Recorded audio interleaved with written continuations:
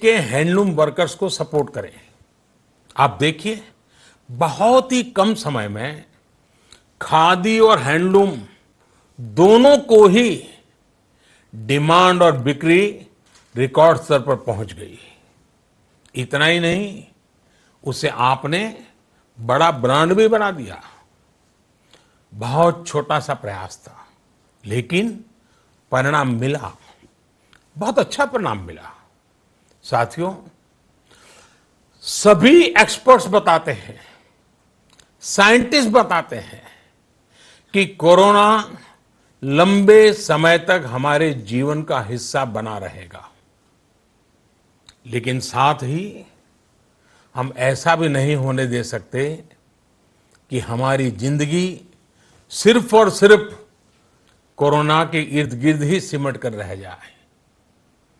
हम मास्क पहनेंगे, 2 गज दूरी का पालन करेंगे, लेकिन अपने लक्ष्यों को दूर नहीं होने देंगे। इसलिए लॉकडाउन का चौथा चरण,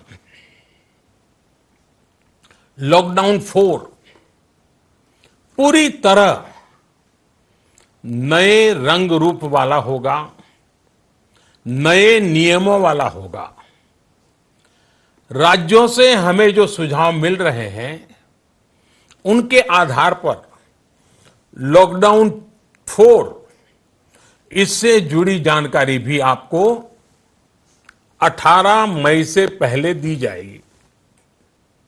मुझे पूरा भरोसा है कि नियमों का पालन करते हुए हम कोरोना से लड़ेंगे भी और आगे भी बढ़ेंगे।